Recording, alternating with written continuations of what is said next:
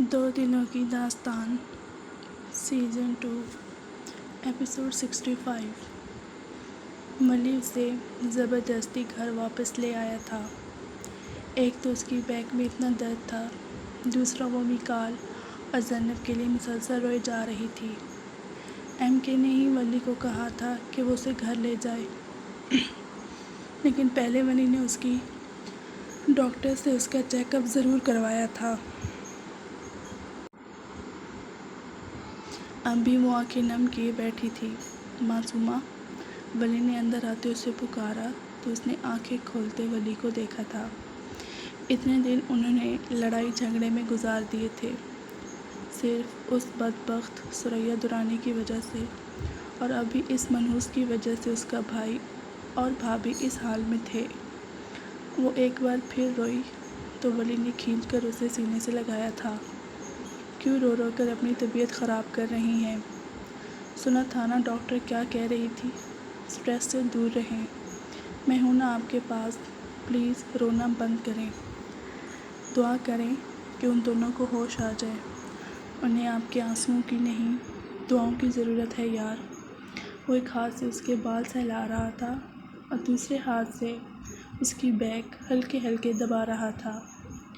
ویسے میں آپ سے ناراض ہوں معصومہ، وہ اس کا دھیان بھٹکاتے بولا۔ کیوں ولی؟ وہ پریشان ہوتے اس سے الگ ہوئی تو ولی نے دوبارہ اسے واپس سینے سے لگایا۔ مجھے کیوں نہیں بتایا تھا کہ آپ پریگننٹ ہیں؟ مجھے مائرہ نے بتایا تھا کہ آپ کی طبیعت خراب ہوئی تو ڈاکٹر گھر آئی تھی۔ اس نے بتایا کہ آپ پریگننٹ ہیں۔ سب سے پہلی کال تو مجھے کرنی چاہیے تھی آپ کو، لیکن نہیں بتایا۔ سوری، اس وقت حالات ہی ایسے ہو گئے تھے، میں بتا نہیں سکی، ورنہ میرا دل کیا تھا کہ اڑ کر آپ کے پاس پہنچ جاؤں۔ ہاسپٹل بھی تو آئے تھے نا آپ، جب میں دائیں بھائی اور صفا آنی کے ساتھ گئی تھی، تب کیوں نہیں ملے تھے؟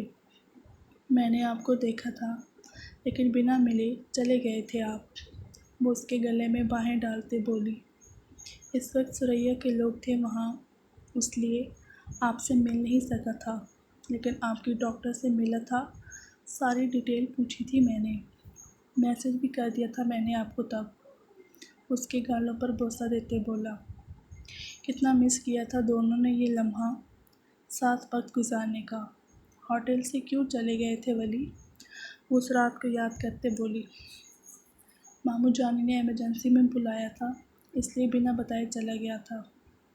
ایک تو باس کو بھی یقین ہو گیا تھا کہ اس کا پلان کامیاب رہا، دوسرا میں اگر مزید وہاں رکتا تو میں نے ماموں کے ہر پلان کو بھاڑ میں جھونک دینا تھا اور ایک بار پھر سے آپ کو قید کر لینا تھا۔ اس لیے آپ کو مزید مشکل میں نہ ڈالنے کا فیصلہ کرتے مجھے وہاں سے جانا پڑا تھا۔ آج وہ اس کے ہر سوال کا جواب بڑی تفصیل سے دے رہا تھا۔ اس دن مجھے اتنا پین ہو رہا تھا جب آپ ہاسپٹل آئے تھے، اتنی باتیں سنائی تھیں۔ وہ منہ بسورتے بولی تو مسکراہٹ ہونٹوں میں دبا گیا۔ مجھے اتنا غصہ آیا نا آپ پر، وہ فضول کے ڈائلاگ کس نے لکھ کر دیے تھے آپ کو؟ وہ کیا تھا؟ وہ یاد کرتے بولی۔ ہاں، ترس آ رہا ہے آپ پر معصومہ، ایم کے نے آپ کو مارا کیوں نہیں؟ میرے لمس کو مٹانا تھا تو تیزاب ڈالتے، مجھے سب مارتے کہ میں ہاسپٹل پہنچ جاتی۔ کیا تھا وہ سب؟ وہ اس کو سینے پر مکہ مارتے، وہ سب یاد کرتے بولی۔ یار میں خود حیران تھا، اتنی پرفیکٹ ایکٹنگ نکل رہی تھی نا اس وقت، اور وہ ڈائلاگ مجھے مائرہ نے لکھ کر دیے تھے۔ قسم سے میں نے خود سے کچھ بھی نہیں کہا تھا۔ مائرہ کی بچی، اسے تو میں نہیں چھوڑوں گی۔ ولی کی بات سن کر اسے مائرہ پر بھی غصہ آیا تھا۔ آپ کو کس نے لکھ کر دیے تھے ڈائلاگ؟ کم تو آپ بھی نہیں تھی ویسے۔ وہ بیڈ پر لیٹ گیا اور اس کو سینے پر لٹاتے اس کے بالوں میں انگلیاں چلاتے بولا، اور شکر بھی کر رہا تھا کہ وہ اس کا دھیان زینب اور میکال سے ہٹا چکا تھا۔ کسی نے نہیں لکھے تھے، میرے اپنے تھے۔ اب اس کی آنکھیں بند ہو رہی تھیں، شاید دوائی کا اثر ہو رہا تھا۔ مجھے نیند آ رہی ہے ولی، وہ بمشکل بولی۔ سو جائیں، یہی ہوں آپ کے پاس، وہ اسے صحیح سے لٹاتے خود بھی ساتھ لیٹا اور دونوں پر کمبل ٹھیک کرتے آنکھیں موند گیا۔ وہ تو سو گئی تھی جب ولی نے آنکھیں کھولتے اسے دیکھا۔ وہ کچھ پریشان سا لگ رہا تھا۔ چودھری رحمت کو جب جرار نے مارا تھا تب چودھری قاسم کہاں چلا گیا تھا؟ سب کا دھیان معصومہ کی طرف تھا جس کا چودھری قاسم نے فائدہ اٹھایا اور شاید وہاں سے نکل گیا تھا۔ ولی نے اپنے بندوں کو اس کا پیچھا کرنے کو بھی کہا لیکن وہ نہ جانے کہاں چھپ گیا تھا۔ وہ خود ہی یہ معاملہ دیکھنا چاہتا تھا۔ ایم کے پہلے ہی پریشان تھا اس لیے ان کو بتانا مناسب نہیں لگا تھا اسے۔ کیا ولی نے ایم کے کو نہ بتا کر کوئی غلطی تو نہیں کر دی تھی؟ 24 گھنٹے گزر گئے تھے لیکن ابھی تک نہ میکال کو ہوش آیا تھا نہ ہی زرنب کو۔ سب کی پریشانی بڑھتی ہی جا رہی تھی۔ مروہ میرا بچہ، کچھ نہیں ہوگا ہمارے بچوں کو، صبر رکھو نا بیوٹی، کیوں رو رو کر حال خراب کر رہی ہو؟ میں ہوں نا میری جان، کچھ نہیں ہونے دوں گا اپنے بچوں کو۔ 24 گھنٹے گزر جانے کے بعد جب ان کو ہوش نہ آیا تو مروہ خود مرنے جیسی ہو گئی تھی۔ ایم کے نے اسے سینے سے لگاتے سمجھایا تھا لیکن جب تک وہ دونوں کو ہوش میں صحیح سلامت نہ دیکھ لیتی اسے چین نہیں آنا تھا۔ ایم کے، میرا میکال، میری زرنب، دونوں کو ہوش کیوں نہیں آ رہا؟ میں مر جاؤں گی اگر انہیں کچھ بھی ہوا تو۔ مجھے میکال کے پاس جانا ہے، پلیز آپ ڈاکٹر سے بولیں مجھے ایک بار اس سے ملنے دیں پلیز، وہ روتے ہوئے بولی تو ایم کے نے اسے مزید سینے میں بھینچ لیا۔ آج بھی میری جان نکالنے کا فن جانتی ہو؟ تم مر جاؤ گی تو ایم کے زندہ رہے گا کیا؟ بولنے سے پہلے سوچ لیا کرو، تمہاری زندگی صرف تمہاری نہیں ہے، میری زندگی بھی ساتھ جڑی ہے تمہارے، اور کچھ نہیں ہوگا میکال کو۔ میں ڈاکٹر سے بات کرتا ہوں، مل لینا۔ اس کا سر چومتے ناراض ہو کر وہاں سے اٹھ کر چلا گیا جبکہ مروہ نے لب کاٹتے اسے جاتے دیکھا۔ ناراض ہو گئے؟ یا اللہ، میں کیا کیا بکواس کر جاتی ہوں۔ پلیز اللہ پاک ہمارے بچوں کو صحت عطا کر انہیں زندگی لوٹا دے ان کی۔ وہ سر ہاتھوں میں گرائے پھر سے رو دی۔ وہ ان کے ہاؤس سے باہر آیا اور مدرارہ کو کال کی تھی۔ اسے یہاں آئے 2 دن ہو گئے تھے لیکن ابھی تک اس سے بات نہیں ہو سکی تھی۔ السلام علیکم مدرارہ، کیسی ہیں آپ؟ گھر میں سب کیسے ہیں؟ فون لگتے ہی اس نے بے قراری سے پوچھا۔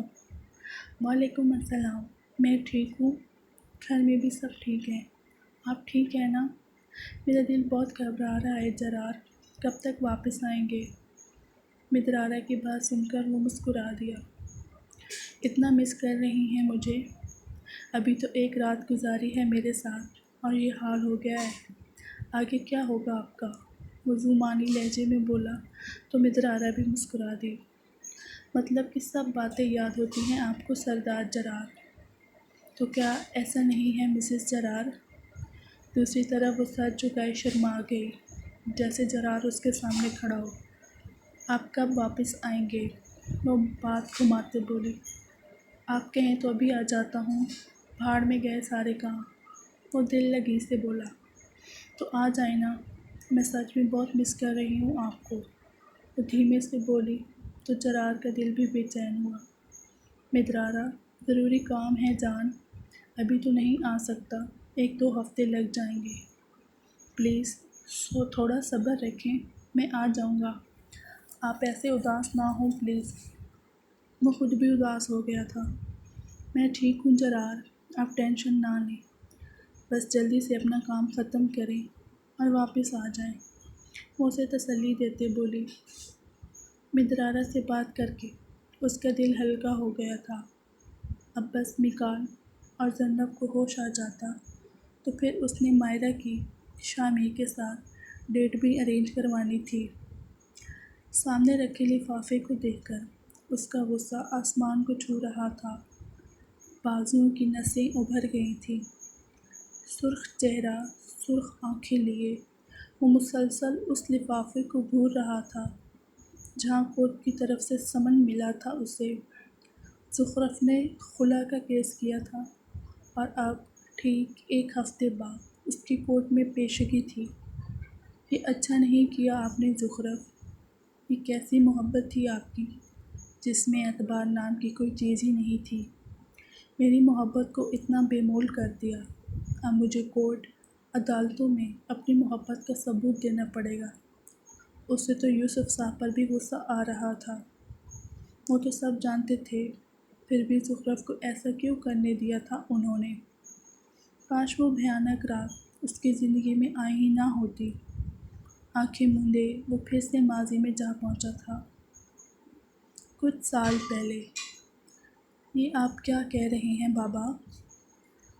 وہ تنویر احمد کی بات سن کر شل ہو گیا تھا۔ یہی سچ ہے منہاج، تم میرے سگے بیٹے نہیں ہو، تم میرے دوست کے بیٹے ہو۔ تم راجپوت حویلی کے بڑے وارث ہو۔ تمہارے اصل بابا مصدق راجپوت ہیں اور ماں ایزل راجپوت۔ تمہارے بابا اور میں بہت اچھے دوست تھے۔ اللہ جنت بخشے تمہاری ماں کنیز کو، وہ بھی یہ بات نہیں جانتی تھی کہ تم ہمارے نہیں مصدق کے بیٹے ہو۔ شادی کے بعد کچھ عرصہ تک ہماری اولاد نہیں ہو سکی۔ تمہاری ماما بہت پریشان رہتی تھی، لیکن پھر اچانک ہمیں یہ خوشخبری ملی کہ ہم پیرنٹس بننے والے ہیں۔ ہماری خوشی کا کوئی ٹھکانہ نہیں رہا، لیکن 7 منتھ میں کنیز سیڑھیوں سے نیچے گری اور ہم نے اپنی اولاد کھو دی۔ بہت مشکل وقت تھا وہ منہاج۔ تمہاری ماں کو بہت مشکل سے سنبھالا میں نے۔ کچھ عرصہ بعد ہمیں پھر خوشخبری ملی۔ سب کچھ ٹھیک تھا۔ ہم ہاسپٹل گئے۔ اچانک ہی کنیز کا BP ہائی ہوا تو ڈاکٹر نے کہا کہ آپریٹ کرنا پڑے گا۔ ہمارا بیٹا پیدا ہوا تھا لیکن مردہ۔ ڈاکٹر نے کہا کہ BP ہائی ہونے کی وجہ سے بچے کی ماں کے پیٹ کے اندر ہی ڈیتھ ہو گئی۔ تمہاری ماں بے ہوش تھی، لیکن میں آدھی موت مر گیا تھا۔ پہلے ہی اسے بڑی مشکل سے سنبھالا تھا۔ اب اگر اسے یہ سب پتہ چلتا تو وہ بھی مر جاتی۔ پھر مجھے وہاں مصدق ملا۔ اللہ کی کرنی دیکھو، اس دن بھابھی کو وہ ہاسپٹل لائے تھے، تم پیدا ہونے والے تھے۔ میں نے جب مصدق کو بتایا تو اس نے دوستی کا خوب حق نبھایا۔ تمہیں پتہ ہے تم ٹوئنس تھے، تم اور تمہاری بہن، جڑواں بہن۔ مصدق نے سب سے چھپا کر تمہیں میرے حوالے کیا اور میرا بیٹا اپنے بیٹے کی جگہ لے گیا۔ میں اس کا احسان زندگی بھر نہیں بھول سکتا۔ جب تمہاری ماں کو ہوش آیا تو بہت روئی تھی وہ۔ مصدق اور گھر والوں نے بہت مشکل سے انہیں سنبھالا تھا، اور جب کنیز کو ہوش آیا اور میں نے اس کی گود میں تمہیں دیا تو وہ جی اٹھی تھی۔ میں بھی خود غرض ہو گیا تھا۔ ساری بات جاننے کے بعد وہ لب پیچھے وہاں سے چلا گیا تھا۔ پیچھے سے تنویر احمد نے نم آنکھوں سے اس کی پشت دیکھی تھی۔ کچھ سال پہلے کنیز کی ڈیتھ ہو گئی تھی اور اب ڈاکٹر نے انہیں لاسٹ اسٹیج کینسر بتائی تھی۔ یہ بات وہ منہاج سے چھپا گئے تھے۔ وہ چاہتے تھے کہ مرنے سے پہلے وہ منہاج کو سچ پتہ چل جائے۔ زخرف، منہاج، جولیا ایک ہی یونی میں پڑھتے تھے۔ ان دونوں میں کافی ڈسٹرب رہنے لگا تھا۔ اس نے یہ بات ان دونوں سے بھی شیئر کی تھی، تبھی جولیا نے اس کی پریشانی اور ڈپریشن کا فائدہ اٹھایا تھا۔ زخرف اور منہاج ایک دوسرے کو پسند کرتے ہیں، یہ بات اسے آگ لگا گئی تھی، لیکن وہ ان دونوں کے نکاح کے بارے میں نہیں جانتی تھی، کیونکہ نکاح ان دونوں کے بچپن میں ہی ہو گیا تھا۔ یوسف صاحب کو پتہ چلا تو انہوں نے بھی منہاج کو تسلی دی تھی، لیکن وہ بالکل چپ ہی ہو گیا تھا۔ بس بہت ہوا یہ سوگ منانا، ہم سب لوگ ملائیشیا جا رہے ہیں، کچھ دن باہر رہیں گے تو مائنڈ فریش ہوگا، یوسف صاحب نے کہا تو وہ بمشکل راضی ہوا تھا۔ تنویر احمد کو بھی یہ بات مناسب لگی تھی۔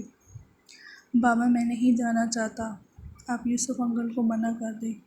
وہ رات کا کھانا کھا رہے تھے جب منہاج نے تنویر کو کہا، یوسف بالکل ٹھیک کہہ رہا ہے منہاج، تھوڑا گھوم آؤ، زخرف کے ساتھ بھی اچھا ٹائم گزر جائے گا۔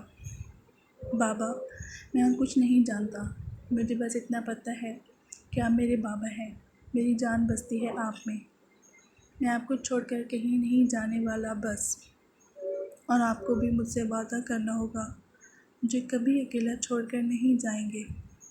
وہ باپ کے ہاتھ چومتے بولا، تو تنویر نے اسے سینے سے لگایا۔